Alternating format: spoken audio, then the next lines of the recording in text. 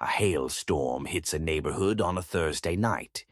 By Friday morning, every roofing company in a 200-mile radius has someone driving through that neighborhood. The difference between who wins those jobs and who doesn't comes down to one thing: follow-through. And the app is the follow-through. The app is the follow-through. This is the working document. Let's get into it. Last episode, we did the big picture tour. Today, we're going deep on storm. Drew, I know this is something you care a lot about. Storm leads are the lifeblood of the insurance restoration side of the business. When a storm event happens, there's a short window where homeowners are actively thinking about their roof. If you're not organized, if you're not following up, if you're not logging things correctly, you lose jobs that should have been yours. So walk me through the storm section of the app. There are 4 main tools: the lead tracker, the call guide, the good call audio example, and the storm response playbook. They work together. Let's start with the lead tracker. What is it? It's a database of every storm lead the company is working, every homeowner who's been knocked on, called, or who reached out to us. They go into the tracker. Name, address, contact info, what happened on the call, what the next step is, who owns the lead. Owns the lead? Every lead has an owner. The rep who knocked that door or made that call. They're responsible for following up, for tracking the status, for getting it to the next stage. What are the stages? New lead, contact made, inspection scheduled, inspection complete, in insurance process, contract signed, job complete. Each lead moves through those stages as the job progresses. The tracker shows you where everything stands at a glance. What's the most common mistake people make in the tracker? Not logging the call. They knock a door, have a conversation, get a maybe, and they drive away thinking they'll remember it. They won't. Log it immediately. What was said, what the disposition was, what the follow-up action is. Every lead, every time. There are disposition codes, right? Yes. Every lead gets a code after contact is attempted. Things like spoke to homeowner, left voicemail, door knocked, no answer, not interested, appointment set. The codes exist so anyone looking at the tracker can understand the status instantly without reading a paragraph of notes. What if 2 reps are working the same neighborhood? That's why the tracker exists. You can see who owns what. You don't double knock. You don't call someone who's already in contract with one of your colleagues. It protects the team from working against itself. Okay. So a rep has a lead in the tracker. They're about to make a call.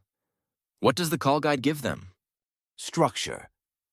The call guide is a step-by-step script for working a storm lead call. It covers what to say before you dial, how to open the call, how to move through the conversation, how to handle objections, and how to close to an appointment. Is it a word-for-word script? It's a framework. The exact words are going to depend on the person and the conversation, but the structure, the moves you make in what order, that's the guide. And it works. What are the sections of the call? Before you dial, what you know about the storm event, the approximate damage, the homeowner situation if you have any info. Then the call itself, introduction, reason for calling, establish credibility, ask the key question. Have you had your roof inspected since the storm? Move toward the appointment. Then objection handlers for the most common pushbacks. I already have a contractor, my insurance won't cover it. I'm not interested right now. What's the most important objection handler? I already have a contractor, that one comes up constantly. And the answer isn't to argue.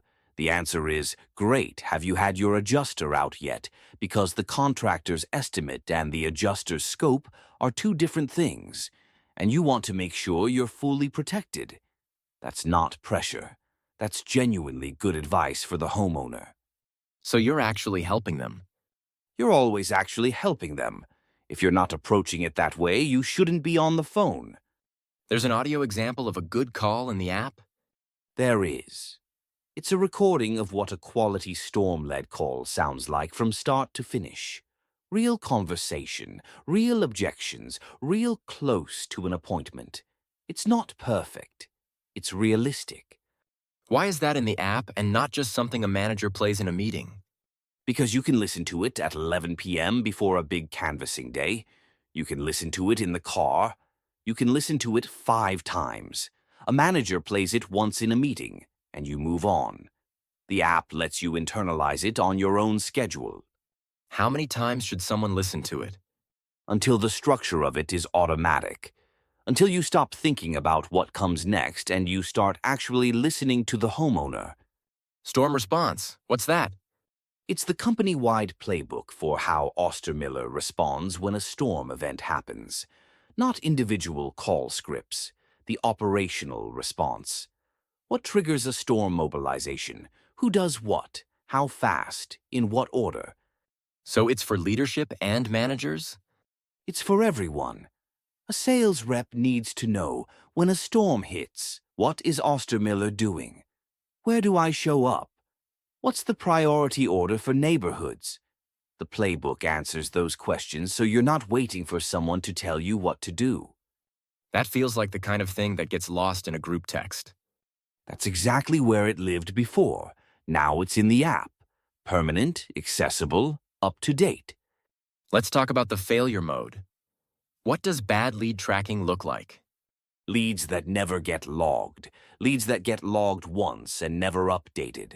Leads where the disposition code doesn't match what actually happened. Leads where the follow-up date is blank. What happens downstream? A rep leaves the company and nobody knows which of their leads were hot. A homeowner calls back 6 weeks later and nobody knows who talked to them or what was said. A manager tries to run a report on conversion rates and the data is garbage. How do you build the habit? Same thing I said before. Log immediately. Not at the end of the day. Not when you get back to the office. Right there on the porch, before you walk to the next door. It takes 45 seconds and it protects everything. Quick hits. 3 things about storm tools that people miss. 1. The storm email template. There's a pre-built storm inspection email in the app. Don't write your own from scratch.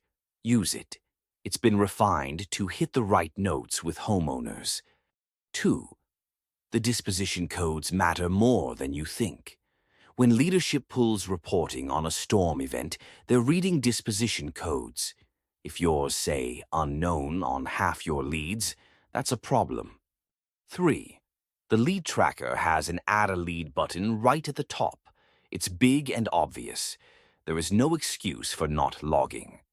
Next episode, we're doing training, the quizzes. 25+ quizzes. Shingles, standing seam, TPO, EPDM, flashing, insurance scope, math, field leadership. Something for everyone. You sound a little too excited about quizzes. I'm excited about people knowing what they're doing. The quizzes are how we get there. The job doesn't run itself. Now you know how to run it.